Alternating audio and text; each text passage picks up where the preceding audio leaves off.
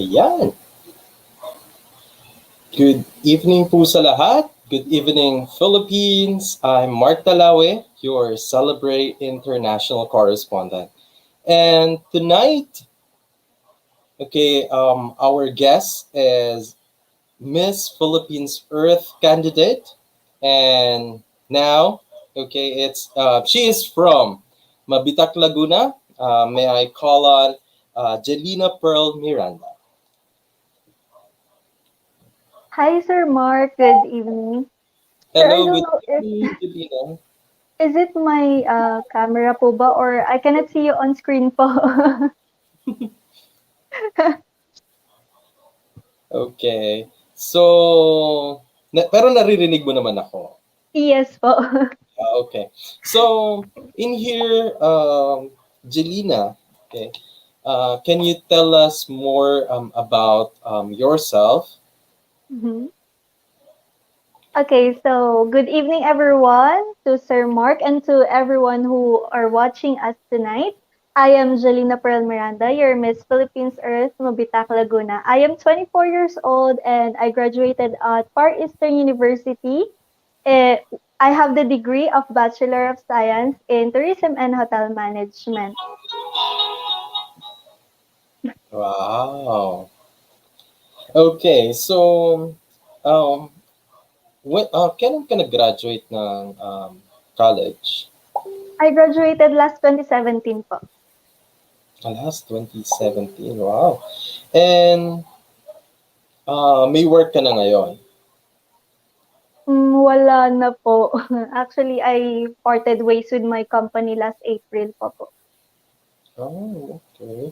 So, ang pinagkakaabalahan mo ngayon ay ang Miss Philippines Earth. Yes. Kaya, Okay. So, can you tell us more about Mabitak, Laguna?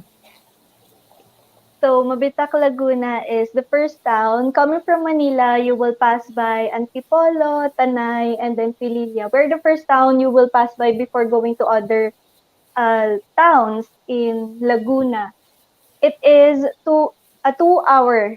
It's a 2 hour ride from Manila, and we also have a lot to offer. Like we have the one of the oldest churches in Laguna, which is the Nuestra Senora de Candelaria, that has 126 steps to salvation and is commonly known as a church on top of the hill. And at the foot of that, we also have Hinukay sa Mabitak, or what we call Labanan sa Mabitak, that depicts the battle of Americans and Filipinos way back 1900. Wow. So, sa beauty pageants, sa tingin ko, first time pa lang sumali ng Mabitak. Yes po, that's true. I'm the first representative po na Mabitak. Oh, galing naman. So, suportado ka naman ng Mabitak, Laguna, ng town niyo. Yes po, kaya po sobrang masaya po ako na I got the chance to represent my hometown, and sobrang overwhelming po kasi yung support nila sa everyday ganap ko when it comes to eco activities, when it comes to pre-pageant, yung mga official activities namin. It's like I always feel na they always have my back po whenever na, lalo na po ngayong malapit na yung coronation, sobrang full support po talaga sila. Wow. So, sa nagkita tayo ulit ngayon. The last time is yung dance competition when I was a judge. So, kamusta naman yung, paano pala, ako ba ang nag-con sa'yo nun? Nag-comment nung... Mm. Si Mr. ano po yata, I forgot his name, but someone from Ballet Philippines. Oh, wow! Isang magaling na ballerista. Diba? So, pwede mo bang ikwento sa amin kung ano yung mga, kung paano nabuo yung sayo na yon? Ano yung inspirasyon mo? So actually po, we conceptualized it po, me and my choreographer. Nung nandito pa lang po kami na sa Manila, parang nag-usap po kami na, so paano natin maipapakita yung in a way na may intindihan ng lahat. Sabi niya pa nga sa akin na we should use a music that will definitely touch their heart. Sabi niya gano'n. So sabi ko, syempre dapat gano'n, lalo na it's a dance, para habang sumasayaw ka, hindi mo naman pwedeng sabihin na sayaw lang. Gano'n. Kailangan mapaikita mo yung emotions and the message through dancing. And then yung sa pahaba kasi ng ng costume, meron siyang signification na ano, parang yung una kasi pong part 'di ba is parang masaya siya na parang masaya lang siya na tapon-tapon lang ng basura, na hindi niya parang she's not even mindful of her actions, of her impacts with the environment. So, at the later part, yung umuulan na po, dun niya nare-realize na I should have done better, na parang I should be the one who is a sole responsible for my own actions. Kaya bumabagyo, umuulan, yung talagang ganun po. And a fun fact about it po, hindi po daya yung ulan dun kasi talagang umuulan na po nung binabagyo po kami nung sinushoot namin yung part na yun.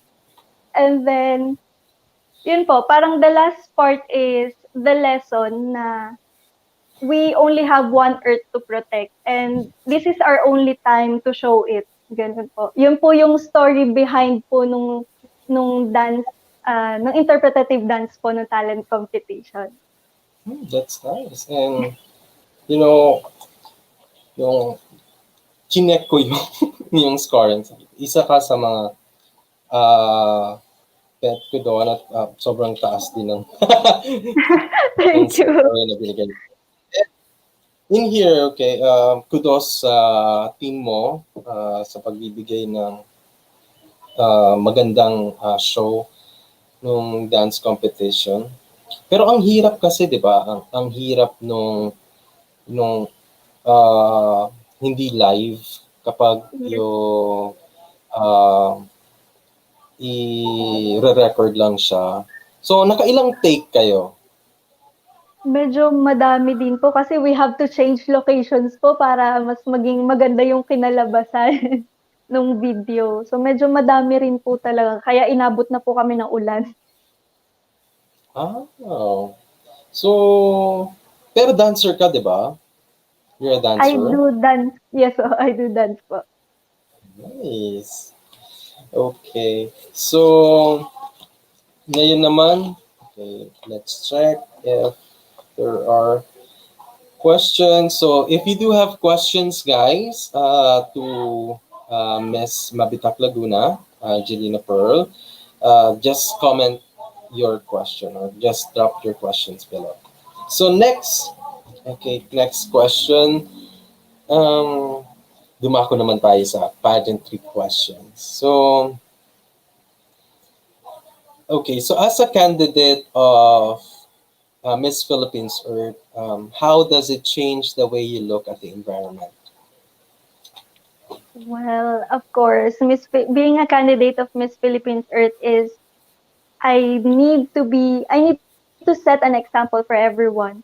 Syempre, if I will not be the example for everyone, then hindi sila maniniwala with my advocacy.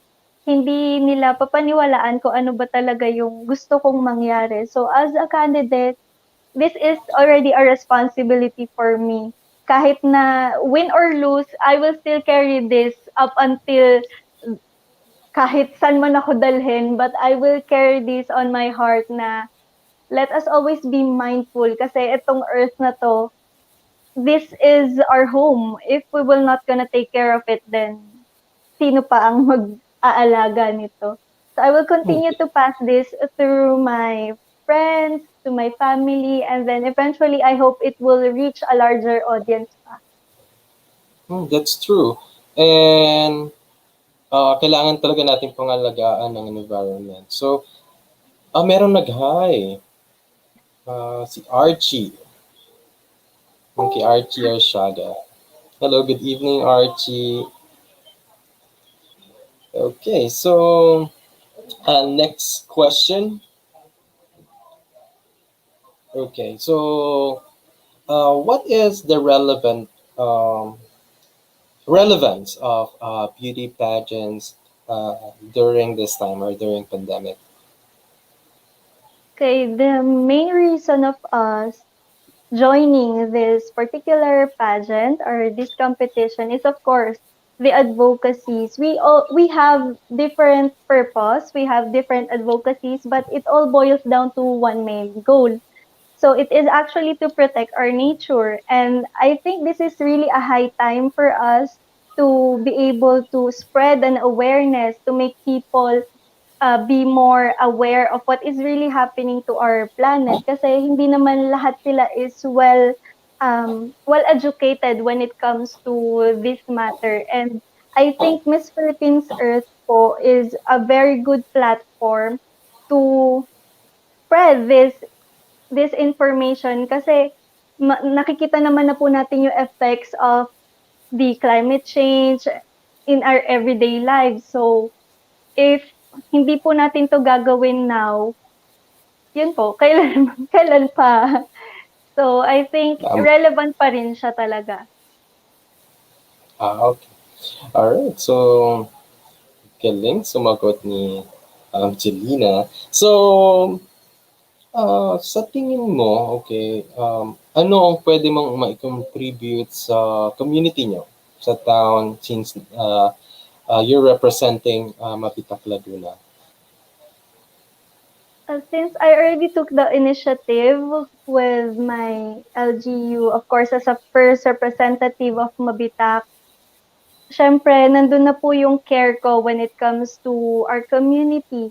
So with my advocacy, which is educational tourism, I really do want to implement such a great platform na hindi lang po yung Mabitakeños yung makikinabang. It's for everyone na we have a certain discussion wherein we do tackle environmental issues and tourism aspects because this is what we need right now, especially na most of us are at home. Parang we could exchange ideas with each other na kasi parang I believe na meron tayong there are a lot of different minds. We have different perspective when it comes to tackling different problems. So, feeling ko po kasi it's like yung mga tao is 'pag may mga different ideas sila, different thoughts, and we could combine it together, makakabuo tayo ng one big solution when it comes to tackling or when it comes to this environmental aspects, when it comes to tourism aspects, and hindi lang po yung community ko yung makikinabang. And hopefully, siyempre na mai-share po natin 'to with the other community, with the other towns, and hopefully po umabot din po nationally. Ah, that's perfect. Okay, so now, okay, I would like, eto magugulat ka. I'd like to introduce, okay, my co-host, okay. He is one of the my friend in pageant media and also my business partner. He is Mr. Francois Diaz. Hello. Yes, hello, good Hello, evening, Tita everyone. Fran. Ayan na Yes, siya. yes, good evening, everyone. Good evening to all our viewers. And so, yeah, basically, I just want to inform everyone that we are also live on Pageant Mag Philippines. So, to all our viewers right now, please don't forget to follow, like our page, Pageant Mag Philippines, and of course, Celebrate Celebrate International. International. You can also subscribe and click the bell notification of Pageant Mag Philippines on YouTube. Hi, good evening. Good evening to the host, Mark RP Talawe, and of course, to our guest, Gel or Jelina Miranda. How are you? Good evening, Tito Franz. I'm doing fine. So, Mm, medyo overwhelming lang kasi malapit na yung coronation. So, I'm excited and of course, nervous din na malapit na matapos yung journey namin as a Miss Philippines Earth candidate. Pero, mhm. all in all, sobrang saya naman po. If I may ask, Jel, where is that nervousness coming from? Actually, maybe hindi naman po sa expectations or ano, it's Mm-hmm. more of excitement, parang gano'n. Kasi Mm-hmm. malapit na, eh. Kumbaga few days from now, we will be able to see the new crowned queens. Mm-hmm. So, I'm very much excited po na makita and maipakita sa lahat yung mga efforts namin, siyempre. Mm-hmm. So, and I'm very thankful din po na I was given an opportunity by Miss Philippines Earth Organization po. Mm-hmm. Yes. Hi, Archie, my workmate back in like Ah, 3 years ago. So hi, or 4 years ago, perhaps. Thank you so much. Anyways, since the Miss Philippines Earth was moved since July 25 now to August 8 now. So that's gonna be in few days to come. So um what have you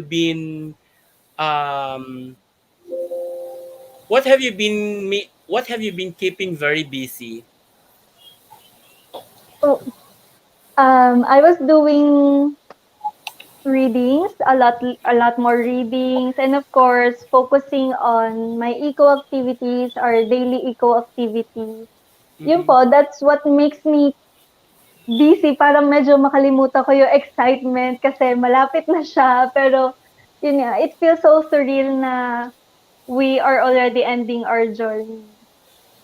Yes, malapit na. In few days na lang, 'di ba? And what are your expectations then? So, come August 8th, what are your expectations during the coronation day? Because it's gonna happen in the daytime, 'di ba? Yes. Mm-hmm. So, my expectations, actually, gusto for me, gusto ko lang talaga is maipakita to everyone what we prepared. Especially, Mm-hmm. this is the big event eh. It's a coronation night. So, my Mm-hmm. expectation is all, it's all over the place. Parang hindi ko alam talaga kung saan ko ilalagay yung kaba, yung excitement, Mm-hmm. yung saya. Parang, it feels so surreal na Mm-hmm. it's already coronation day. Ganon. Pero Mm-hmm. all 'Di in ba? all, I'm really excited na hindi naman para sa akin lang. Siyempre, gusto ko rin makita na iba yung effort ng buong ano, ng buong candidate. Gayon. Absolutely makikita natin 'yan on the coronation. Hello Delmar Bonga. Thank you so much for dropping by once again. Shanika Chuwasi, thank you so much. Beauty inside and out. Yes, she is very beautiful, guys. Yeah, let's go Mabitak Laguna. Right. So we have a question coming from Rodel Pardorla. Oh, thank you so much for dropping once again. Is actually one of the Suki with Del Mar Bonga. Anyway, the question goes this way: what make you stand out with the other candidates? He is watching all the way from Negros Occidental. Hi, thank you, Sir Rodel Pardorla, for that question. Mm-hmm. Well, for me, I think it's because of my determination, willingness, and I am really craving for more knowledge and experience since I know that most of you might not know me when it comes to pageantry, and I am really doing my best effort. Mm-mm. All of these are, I think, the other girls actually, they are already particular with the pageantry, so I really do admire them, and I think what makes me stand out to them is the willingness that I have and the burning passion that is Mm-mm. deep inside me. Thank you. Ayun. Thank you so much, Rodel, for that question. Now, guys, if you have any questions, please don't hesitate to drop your questions down below and we will definitely ask your questions to Jel. All right. So, yes, hello, Ruel. Thank you so much for dropping by once again. Ikaw ba talaga yan, Ruel? 'Di Ay, ba? Ang hot pogi. naman. Do you have any question, Ruel? Ayan. Pwede. Ayan. Mhm. All So right, we ako have may a question. question coming from Jordi. Ah, yes, do you have a question ako? Or after Yan na si lang? Kwan muna, si Sige. Jordan. Si Jordan muna. So, Jordi Gaston, hello. It's been quite a long while, Jordi. So, the question is, do you agree with a no vaccine, no entry policy? This is basically very timely Cor- because it's pandemic. Mm. Mm-hmm. Mhm. Well, for me, the no vaccine, no entry policy, I think we should, hindi ko siya totally pwedeng personally po kasi I know more people, most people are still in doubt when when getting vaccinated. But of course, it is still their choice at the end of the day. However, for me, it is always safe to get vaccinated kasi syempre, we are not only protecting ourselves, but also we are protecting the people around us. And of course, the main goal po kasi ng vaccine is to make a herd immunity para mas para mas mapabilis po natin yung pagtalo dito sa COVID-19 and eventually we will get back to normal. Yes, that's Hopefully. right, no. I couldn't agree more on that as well. Pero syempre, 'di ba? Iba pa rin kasi yung vaccinated tayo kasi hindi man siya 100% na could protect Guard, us, yes, no. Pero syempre, iba pa rin kasi yung there's an additional protection to our bodies, 'di ba? And not only for us, but of course for our loved ones. So, yes. yeah. Mhm. Siguro mas maganda yung no vaccine, no entry para walang lumabas. Literal, let's stay at home. Ba, stay at home lang kasi ang kukulit.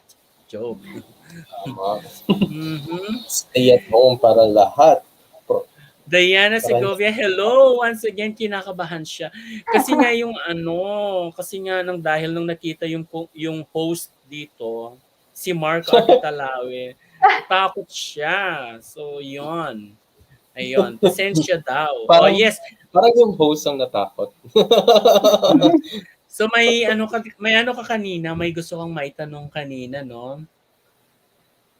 Yung itatanong ko lang is about sa competition niya. Mhm. Kung meron siyang experience na obstacles during the competition and how did she Mhm. overcome it? For obstacle po, actually I do have. Lalo na po kasi we had a point po na all the files for the eco video has been deleted. Hindi naman po siya intentional, pero it's Mhm. an unforeseeable event. So we had to shoot the eco video for another one whole day. So yun Mhm. po, siyempre we had parang may mga iba-ibang schedules po kami. So hindi namin inaasahan na ganun po yung mangyayari. Pero all in all po, I'm very proud na napaka-supportive at saka sobrang dedicated din po talaga ng team ko. And na-overcome naman po namin yung obstacle. Though, syempre, hindi naman din natin maaalis na there will come a time na there are challenges talaga sa journey. Oh, Tama. shout out mo yung team mo. True. Shoutout nga pala sa Hills and Crowns family and Mhm. to my glam team at Mabitak Laguna. Thank you so much sa lahat ng effort. I really do appreciate yung pagiging supportive and pagiging dedicated niyo po sa akin and sa buong Mabitak. Thank you so much po. Ayun. Kudos to you. Perfect.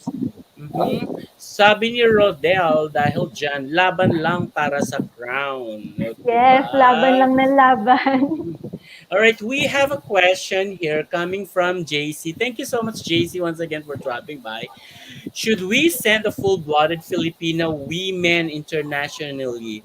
Why or why not? Just your opinion. Well, of course, especially kung I think it's not about full-blooded Filipino women.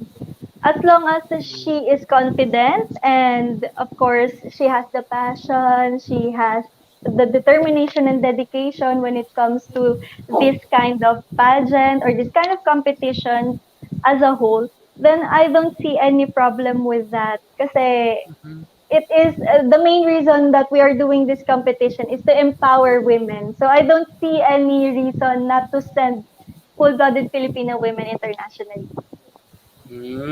Ayun. So, okay lang naman daw. So, okay lang naman regardless. Oo nga naman 'no. Ang laging ano kasi, ang laging ini-issue kasi, half-half 'yan, mga gano'n.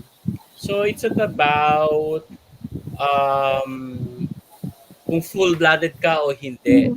to represent the Philippines for Yeah. as long as you have the heart to, you know, to represent it well, 'di ba? And for as long as you have a story then, 'di ba, to share as a Filipino. Yes. Mhm.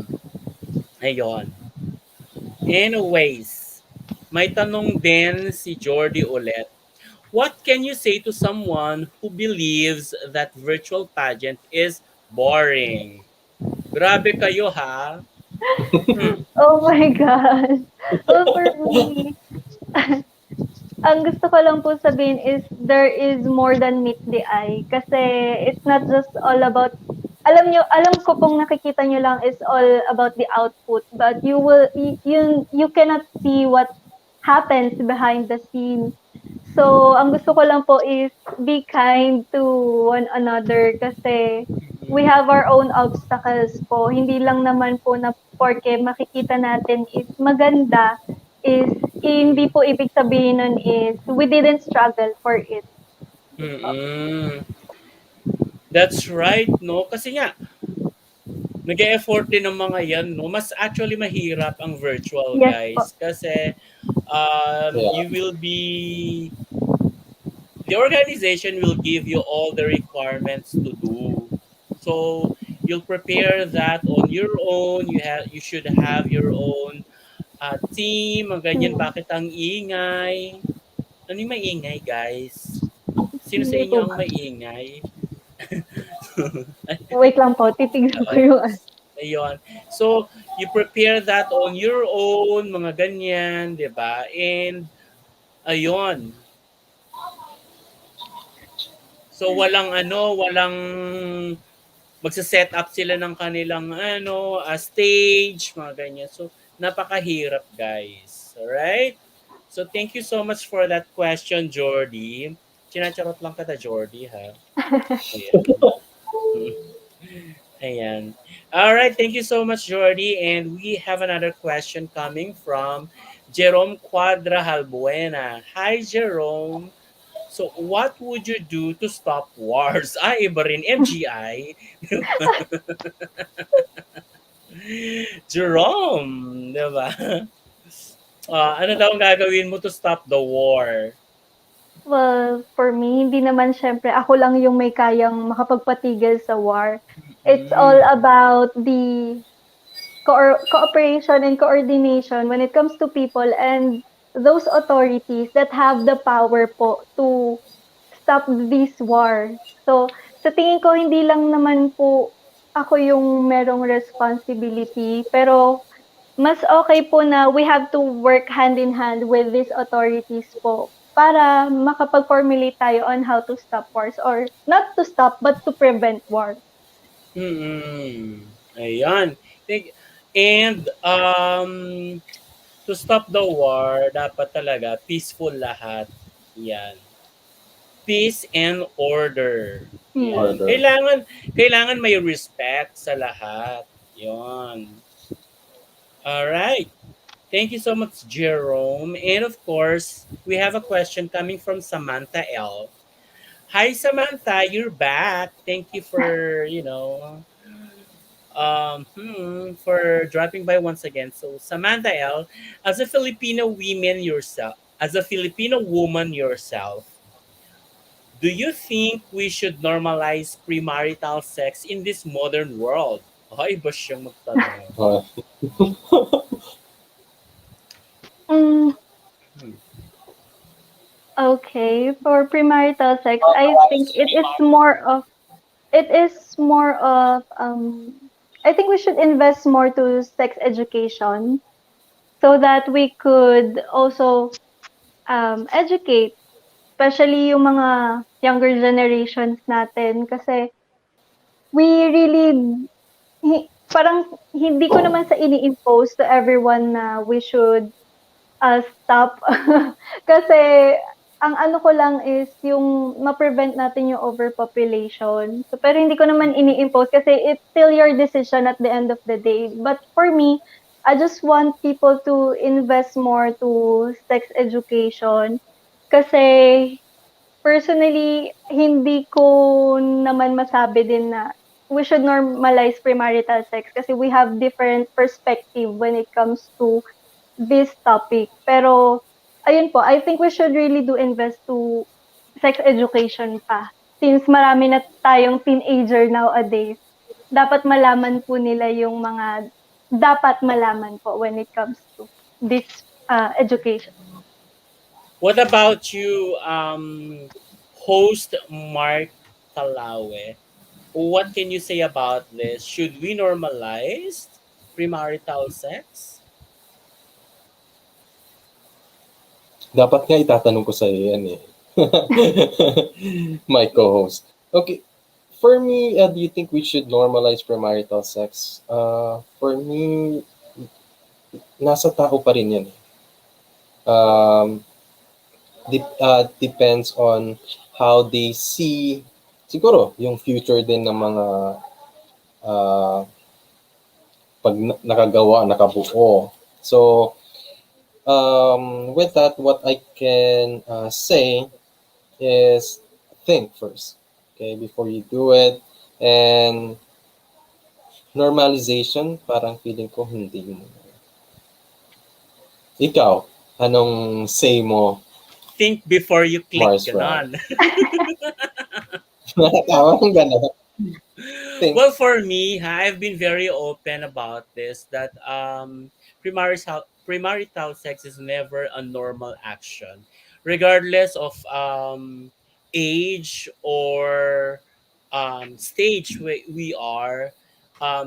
It is never a normal to do premarital sex because growing up or someone who have a very conservative upbringing or someone who have grown in a very conservative upbringing, plus of course the influences of what I have been through, um yeah, it is never a normal. First off, it is one of the reasons why um we become a lot something for this teenage pregnancies that mostly coming from premarital sex, definitely. So the government is spending for them while we while they're supposed to, instead of spending it for another. You mentioned a while ago about sex education to be mandated Yeah. in and well, it's not really necessary to mandate sex education in education sector. Not really necessary for me because it should basically education should sex education should basically start from the family. Yeah. So for me, it should be the parents who teach these children, especially these teenagers, about the things, especially about premarital sex, especially about sex education. Because the more that we are keeping this issue to them, the more that the teenagers would be very curious of what to uh, curious about what premarital sex or what sex all about. See? So it's never a normal Samantha L for me. One thing is, premarital sex is a sin. Mm. Iyon. So, bakit mo gagawin yun, 'di ba? Tsaka Wala ba sacred kayong yan. wala ba kayong takot sa ano, sa mga kasalan na magkasala, 'di ba? And yan. Ganun. Naging pastor daw ako eh. And premarital sex, guys, is not for every. And sex, by the way, or sex Mhm. intimacy is not for everyone. It's basically for the married Married couple ko. because the purpose of that sex intimacy is to procreate, to multiply. So it's not for hobbies. All right, gets guys. All right. Thank you, Samantha L, for that question. Ayun, nag-preach ako. Pasensya. Galit The na galit winner ako. is Alright, so our next question is coming from Jomar Digamon. If you will be given a chance to implement a law with regards to environmental issues and concerns, what law would that be and why? Okay, for law that I would want is to implement a environmental knowledge to instill it as early as now to these younger generations kasi we should be able to parang we need to incorporate this in the school sectors lalo na do sa mga grade schools. We should emphasize this more, yung environmental knowledge kasi this is the time for us lalo na ngayon na yung mga bata is lagi lang nasa bahay. Why not make it for a higher purpose? Kasi kapag hindi natin 'to ginawa ngayon or 'pag ipagpapaliban pa natin lalo, hindi natin alam kung hanggang kailan lang tayo kayang buhayin ng ating environment, ng ating Mother Earth. So, I Mhm. think that is the law for me, is to emphasize more the environmental knowledge in school sectors, in every school sectors. So to mandate, 'di ba? Yes. To mandate educational awareness or Mhm. educational knowledge, 'di ba? Kasi nga syempre totoo nga 'yun, no. Kailangan natin i-educate lahat, ganyan. So, hindi lang galing sa pamilya, hindi lang galing sa hindi lang galing sa tahanan, Sa kundi sa school din para syempre mas malakas yung mhm. um, tawag dito, yung pag-aaral. Tama ba Saka Tagalog? hindi nila malilimutan yung ano, kasi if sa bahay lang, may chances are they'll just forget eh, parang, "Ay hindi naman importante yan," parang gano'n. Mm. Para may emphasis. May Ayun, emphasis. tama. Anong masasabi mo doon ko my host, our host pala? Yes. I would agree with Jelina. So i-implement yung or to have it mandated sa mga schools na about awareness of the environment. And also, siguro add na din yung mga, anong tawag nito, yung kapag nakagawa ka is merong, what we call this, may karampatang parusa or may bayad na mas mataas para siguro hindi na gawin ng mga tao regarding. Sige, sa province kasi, kaya about siguro hindi ko rin masyadong about illegal logging, yung cutting of trees. Kasi nakakalbo ng mga bundok ngayon. So, kapag bumabagyo, bumababa yung mga kahon, bumabaha katulad sa Isabela last time. Sa Isabela, Cagayan. So, mas malaki yung naging ito, mas malaki yung naging pinsala ng um, illegal logging sa mga tao. So, konti ang gumawa pero ang marami ang Affected. napinsala, affected. Yeah. Ayun. Thank you so much po. So when we return, Parang guys, ako we'll yung definitely talk about Jelina's advocacy. So please stay tuned, and we will definitely return after this short break. yan, panoorin niyo yan.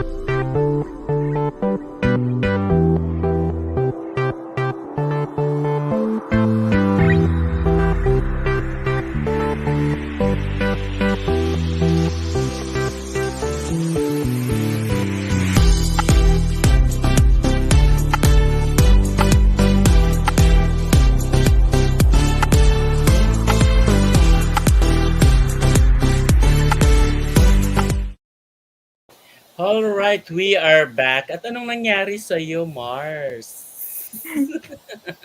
Nag okey pa ba? Naglalag ka. Talaga. Sa internet connection siguro. All right, guys, if you Maba have any questions for Jelina, especially or particularly on her advocacy, please drop your questions down below. So, Jelina, can you tell us more about your advocacy? So basically po, ang advocacy ko is educational tourism. It tackles about the environmental issues and the tourism issues as well.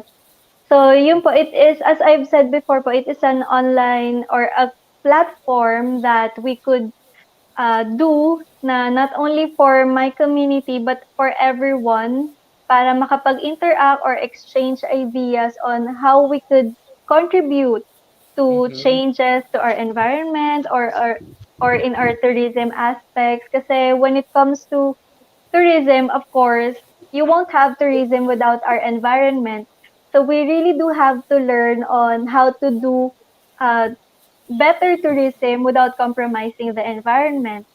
And secondly, since I am very inspired with Miss Philippines Earth, I wanted to incorporate the TikTok or the eco activities that we have been doing up until now is the hashtag me loves, wherein I do know that some or most of the children are very fond of doing right now. So, ang sa akin lang is why not make it more educational para mas nakikita natin kung gaano sila ka hands-on. Kahit na nasa bahay lang kasi tayo, we can still do a lot of things to help our environment by just simply segregating biodegradable and non-biodegradable or just upcycling those products that we think that we can still use until now. And then lastly, of course, when it comes to tourism aspects, is I really want to focus on my municipality wherein I would definitely love to share to everyone a newly conceptualized video promotion for my municipality that caters na makikita nyo yung mga existing tourism spots and the latest discovered places para mapatunayan ko sa inyo na you still have more to discover if you just visit Mabita. Ayun. Hi, Dandy Janestrera. So if you have any question, Dandy, please drop your questions down below. You know what? Dandy is a friend of mine from Cebu. He is also a Q&A mentor and the vice is it the vice president of tourism of regional tourism in Cebu? Am I right, Dandy? Just clarify that out. All right. So if you have any question, Dandy, on tourism, please drop your question now. All right. I need your question. Joke. All right. So we have a question from Jared Tan. So it has been said that the children are our future. So how will you convince the children to start significant actions to protect our environment in this time of pandemic? So again, children, they will follow us if they will see us doing the same thing. Of course, the first thing is we have to teach them how to do this. Yung mga basic lang muna, lalo na we're just at home. So by just simply segregating this one to that one, yung mga kaya nating ituro sa kanila na kahit na nandito tayo sa bahay is a great help na ma-convince sila na we really have to act now, lalo na kasi kapag na-instill natin sa utak nila as early as now, maki-carry kasi nila 'to hanggang sa pagtanda nila at mai-she-share nila 'to siyempre sa mga ibang bata na, "Oh, we're doing this at home, why not do this also?" Kasi hindi lang naman siya parang it's fun and of course mas maano yung creativity nila, gano'n po. And to add to that, no, you don't really need to convince the children that um, protecting our environment is very necessary. It's basically teaching them to, from this very young age, from at their very young age rather, they can definitely do something, Ye something great. Kasi nga, kapag ka natutunan nila yan at a very young age, definitely they will grow up doing those significant teachings or significant, yeah, things that we have taught to them. So sabi nga nila, 'di ba, mahirap nang ituwid ang magulang na puno, 'di ba? So mas madaling ituwid ang habang bata pa 'to, 'di ba? So habang bata pa yung tao, 'di ba, turuan siya ng tama. So kapag kunyari pagkatapos niya kapag ka nag-unwrap siya ng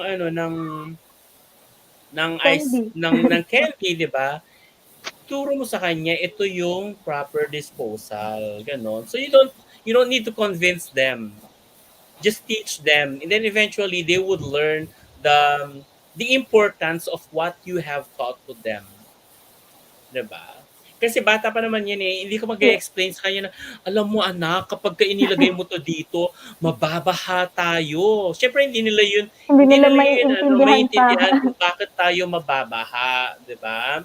So, Mm. ilalagay mo dito anak, ganun lang. Para malinis ang kapaligiran. So, yun, mga basic things lang maintindihan nila yan. So, hindi pa nila kailangan yung mga scientific explanations ng mga actions nila. Oh, crush ka raw niya ni Lindon. Lindon ha, Okay. lahat na lang ng guest dito, crush mo. Ano ba Lindon? Lahat na lang ng guest natin dito, crush mo. Kagabi, crush mo si... Kagabi na in love ka kay Sam Santa Maria. Diba? Ngayon, may crush ka na naman, Lindon, ha? Hindi na ako naniniwala sa'yo.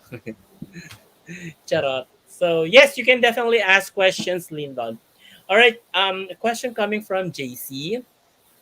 Crime in the Philippines has worsened. Do you think it's about time to implement death penalty or hideous crimes? If not, in what way do you think we can control crime in the Philippines? Okay, for death penalties kasi I think with Jelina, you don't need to answer this question because this will definitely lead us to political issues. So Political question. yeah, we won't have to continue this question to answer this question, JC. I'm sorry. Kindly drop another question na lang. Something that is not political. Ayun, natawa tuloy si Wisha Deris. Alright, so any questions about her advocacy? Definitely we will entertain that. Mars, do you have any question for her on her advocacy? So, Educational knowledge. No? research. educational. Mhm. Mhm. So, regarding sa question kanina, yung pagtuturo sa or lesson na pwede mong ibigay sa mga bata, ito naman, ang question ko is, what is the most important lesson that your mother has taught you? Okay, the lesson, actually, it is always be kind to others. Kaya lagi kong advice 'yan to everyone na whenever you see someone or even though you're having a hard time or even having a bad day, it's just always a passing phase. Kasi Mhm. hindi mo puwedeng i-let out yung anger mo sa mga tao lalo na kasi merong iba't ibang pinagdadaanan ng tao na hindi naman natin alam yung mga stories nila. So That's right. same goes for ourselves din na siyempre if they want to be respected, gano'n din yung dapat gawin natin sa kanila. It's always be kind kasi hindi naman mahal yung pagiging ano, pagiging mabait. It's just Mhm. hindi it doesn't have to be grand. It doesn't Mhm. cost a single thing. Yun Mhm. po. Hindi sa ano yung sabi mo kanina, hindi naman mahal. It's Mm. not actually mahal because it's priceless. So Yes, wala talagang definitely po. presyo ang pagiging walang presyo ang pagiging mabait, 'di ba? Actually mas masama ang magtaray. Ganon. Ah, 'Pag maldita pala. Yes lang. 'di ba? Mas Minsan. masama ang magtaray, 'di ba? Mas mabuti ang maging mabait kasi nga madali kang kunin ni Lord. Joke. Ayun lang. Pero 'pag ready ka naman, why not, 'di ba? O kaya nga magpakabait ka para always ready when God 'di ba? True. When God calls you to rest, 'di ba? So, wag magpakamasama kasi baka mamaya yung kasamaan mo yun din ang papatay sa 'di ba? O di Mm. hindi ka nakapag-prepare. Ayan. Alright, from Dandy, ayan na yung sinasabi ko eh. Tell us a personal experience of yours that you think needs to be nurtured when you become Miss Philippines Earth. To be nurtured. Okay, a personal experience. Actually, by nature, I am an introvert kind of Mhm. person. So when I joined Miss Philippines Earth, it has contributed a lot to my personality na na siguro naisip ko din na it is about time to talk about things that are really necessary. Kasi most of the time parang I'm just thinking all of myself na, "Oh, parang I could have done better, I could have done this and that one." And nung mapasali ako sa Miss Philippines Earth, parang I am willing to risk all of my personality na iiwan ko yung pagiging introvert ko, yung pagiging, parang I am stepping outside of my comfort zone. And for me, it is a big step lalo na nung nakasali ako sa prestigious pageant na 'to. It's about it's very personal kasi for me na ganito na may express ko yung sarili ko which I think I really do I really lack from, as of now kasi yun nga po, I still have a lot more to go and I will definitely come back as a better person. Ayan. Ayan. Oh, thank you so much, Dandy, for that question. We have a question from Joey Kismundo. Oh, Joey, this was already asked Ah, by earlier para and we've already answered this question. So, thank you. Alright, ang ganda mo raw. Ano, ang ganda nyo namang pareho. 'Di ba? Sana all maganda. Yeah. Diba? Okay, may question ako kay Mars. Charot. Hmm. So, Jel, may katanong ako. Since you are since your advocacy is into tourism, 'di ba? Environmental tourism, right? educational tourism. Educational tourism. Okay, ano yung branding mo as siyempre ambassador ka ng ng tourism sa Mabitak, 'di ba? So ano yung magiging branding mo for the Hmm, tourism? Oh. branding, is this about po ba for the slogans or Hmm. hello po? Yes. Yes. For slogan.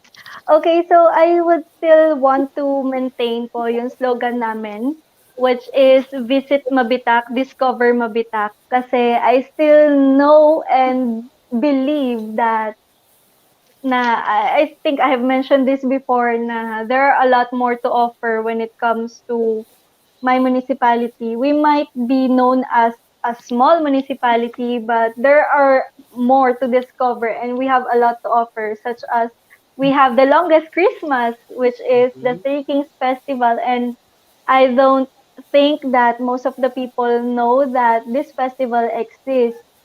So gusto ko pong ma-share sa iba't ibang tao, sa iba't ibang nationalities on how we celebrate this festival, and gusto ko rin po malaman nila kung gaano ka-hospitable din ang Mabitakenyo. Okay, thank you. Alright, so, ba't natawa si si Anmucha Baksal? Ayun, anyway, siguro natawa siya kanina sa sinabi ko. Anyway, question from Joey Kismundo Kotakte. Sabi niya, for people living in slum and dirty neighborhoods, what can you do to help them uh, to have a safe and healthy, to have a safe health pala, if you emerge as the winner? Well, I do believe that the safe health comes from, actually, it comes from yourself. Kasi hindi ko pwedeng sabihin na, hindi ako pwede yung lagi magdikta sa inyo na dapat gawin niyo 'to, gawin niyo 'yan. It is always the initiative. Kasi it all starts with our home. Pero for me, all I can do is to remind them on how they would be able to maintain the cleanliness, lalo na kahit nasa bahay. And then, hindi lang yung cleanliness when it comes to the environment, but also for our hygiene. Yun lang yung kaya kong maibigay sa kanila. Kasi at the end of the day, sila pa rin naman yung gagawa or magte-take action on how they could, or how they could parang parang paano nila maisasabuhay yung safe health kasi sila pa rin yung may hawak sa sarili nilang katawan. Okay. Pero paano mo sila i-encourage nga? Ayun po, yung parang I could remind them every day na you have to be clean, na yung environment mo, parang you have the right or you have the power para magkaroon ka ng clean environment just by basically, yeah, yun po, parang picking up the trash, yung mga basic things po na we do on a daily basis. And of course, yung sa hygiene po natin is, syempre, ma-maintain natin yung pagligo araw-araw. Yun po, yung mga basic necessities lang po na ginagawa natin sa katawan, yun po yung maibibigay ko sa kanila as a reminder po. Pero hindi ko po pwedeng ipilit sa kanila kung ano naman po yung hindi nila masusunod. I'm just here as a reminder and as a parang as someone who could encourage them to have this safe health for themselves. Okay, thank you so much, Joey, for that question. Now, we also have another question from Joe Smith. How can an environmental education play an important role in environmental protection? Okay, basically education and protection, actually it coexist kasi if you have the education, magkakaroon ka na ng idea that it's for the environmental protection. Kaya nga po siya importante that we have to instill to everyone's mind that as early as now we should act kasi this education will lead to a groundbreaking solution when kapag na-spread natin yung mga true and accurate information sa tao. Okay, thank you, Joe Smith. Question from Weng Weng Weng Weng. Ano gusto mo, to be loved or to be respected? I'd rather choose to be respected kasi if you're respected, then you are loved. Okay, thank you. Lyndon, good health to all po and God bless po. Thank you. Alright, tapos na yan, Weng Weng. What is your understanding on acid rain?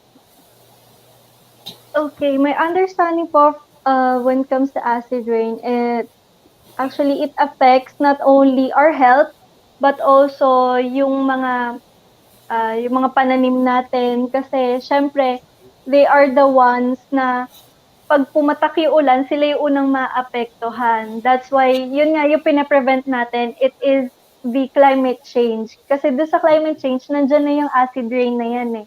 So, my Mhm. understanding of that is if we have to prevent climate change, so in order for us to eradicate also the acid rain, para mas magkaroon tayo ng clean water. Ayun.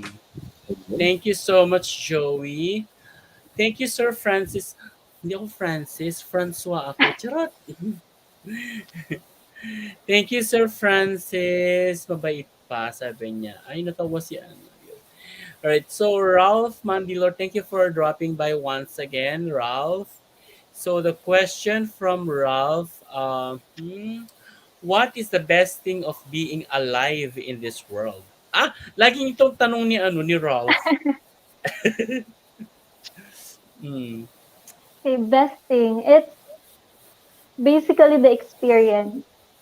Kasi when you're living your life to the fullest, I think that's already a blessing, and of course, yun na yung best part sa buhay mo kasi along the way you will learn and gain knowledge and experiences sa, sa when we're here sa mundo. Mm-mm. O ikaw, Mars, what's the best thing of being alive in the world? Sa akin, what is the best thing of being alive in this world? So, Mhm. best thing siguro is I've experienced a lot things in this world, and I am blessed with family, friends, and colleagues na nakasuporta sa akin. Kaya blessed pa rin. And siguro sa mga achievements din na from since kindergarten to college na napagtapos ako, and siguro masaya ako sa buhay ngayon. Wow, iba rin. Thank you so Ikaw, much, Ralph. Ano? what is the best thing of being alive in this world? Well, the best thing being alive in this world is, you know, to have or to taste basically the gifts of God to the people. So that's the best thing I have ever. That's the best thing of being alive in the world. To enjoy all the the creations of God, 'di ba? Vision. Mhm. So yun, that's for me the best thing. Kasi if you're already dead, how can you enjoy everything, 'di ba? Huling tanong ni Okay, huli. Joey. Mhm. How do individual decisions about number of children affect overall population numbers? Hmm. Mm. But Well, it siguro the first question is that the question that I would ask perhaps is, are we really overly populated? What do you think? Are we overly populated?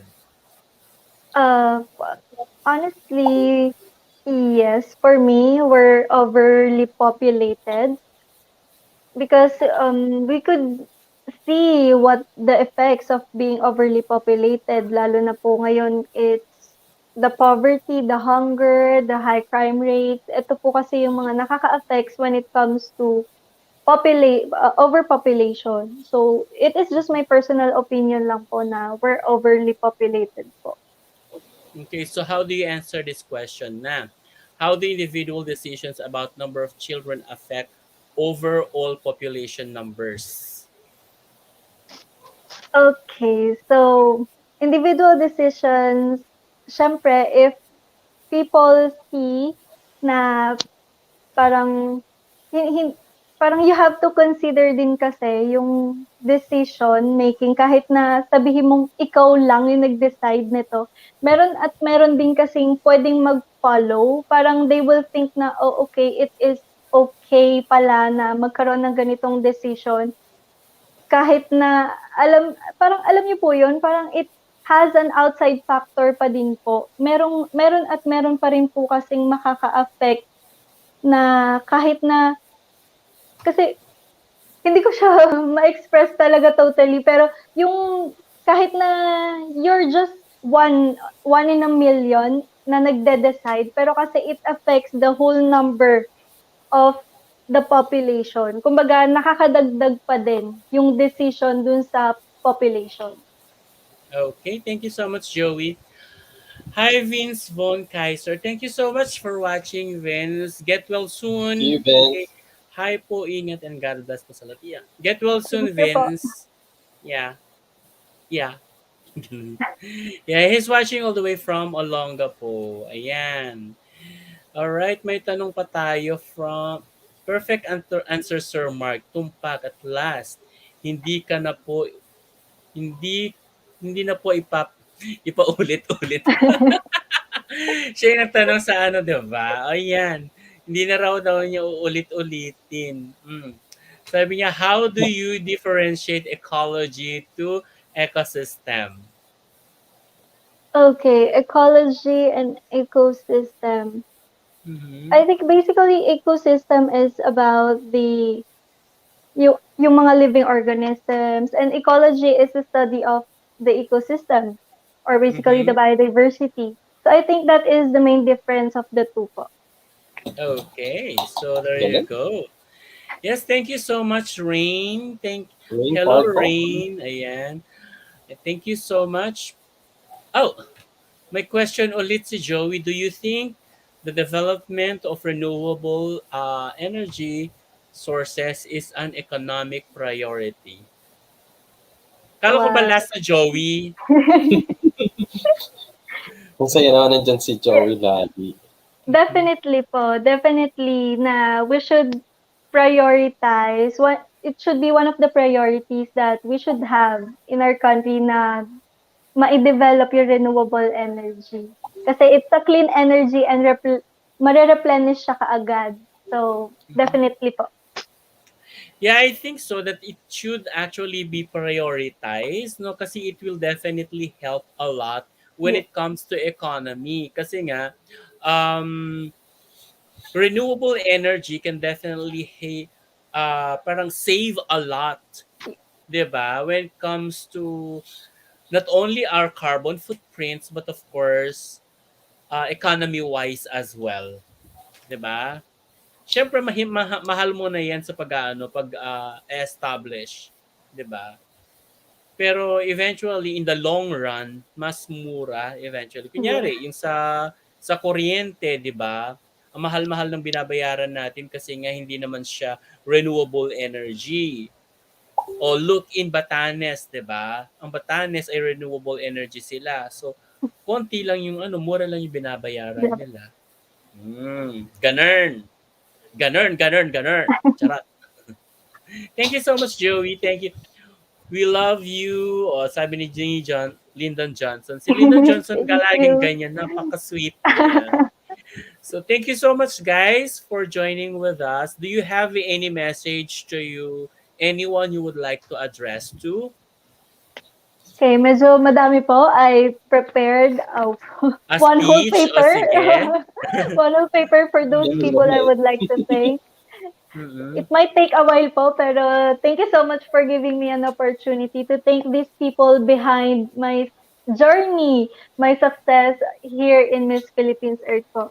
So, first and foremost, I would like to thank our governor, Governor Ramil Hernandez, and my municipal mayor, Mayor Oni Sana, Vice Mayor Ito Valderrama, Admin Romeo Alarde, Congressman Agaraw, Attorney Tony Carolino, Sangguniang Bayan of Mabitac, Laguna, Finance and Accounting Department of Mabitac, Laguna, Konsehal Tomang and Konsehal Jason Cuento of Santa Maria, Laguna, mayors of nearby municipalities of Paquil, Santa Maria, Kalayaan, Pila, and Santa Cruz, Laguna, Attorney Romel and Melody Manuel, may Ninong Jonathan Bocaling, Tito Lyndon de Vella, and owners and staff of Amazing View Mountain Resort, Costa Paradiso, and Cafe Miguel's, Ayan and Jet's Catering Services, Andres and Erlinda Romero of Barangay Amuyong, Adores Farm, Tabernilla Farm, and also K5 Digital Media staff, Direk Nonong Reyes, Direk Zaldi Munda, Redwater Lily Resort, Enteng and Juanings Resort, Kalikasan, Father Carrillo of Nuestra Señora de Candelaria of Parish Church, Labanan sa Mabitak, Anilao, and all the organizations, the Katute Forever, Katute Super Grand Reunion, I Love Mabitak, Mabitak Community, I Love Laguna, I Love Pami, and taga Mabitak ako. And especially Hills and Crowns family, Glam Team of Mabitak, all Mabitaqueños, family and friends and relatives, and of course, and most especially my Miss Philippines Earth organization for giving me the opportunity of becoming one of the delegates of this year's competition. And of course, thank you so much po, Tito Franz and Sir Mark, for being with me here tonight. And I'm very happy and I enjoyed every segment that we had po. All right. Thank you so much, po. Thank you to all Yeah, our thank you. viewers. Go Thank you ahead, so much. Mark. Mars, may mapapasalamatan ka ba? Mm-hmm. Ang aking co-host, ikaw may papasasalamatan ka? Aside from the viewers, Mm-hmm. O sige. ikaw, All sabi right. ko. Thank you so much, guys, for watching, for staying with us, and we'll definitely see you tomorrow at Pageant Mag Philippines at 8 p.m. with another Miss Philippines Earth candidate from Mandaue, Cebu, and also, guys, Wow. if you have not followed yet our page, please do follow and like our page, Pajama Philippines, and also Celebrate International. So, and also subscribe and click the bell notification of our YouTube channel, Pageant Mag Philippines. So, see you all, guys, tomorrow. Once again, thank you so much. Thank you to Gel for gracing our session for tonight. Thank you so much, and good night, everyone. Have a good dinner and God bless you all. God bless. Bye. And thank you, everyone. Parang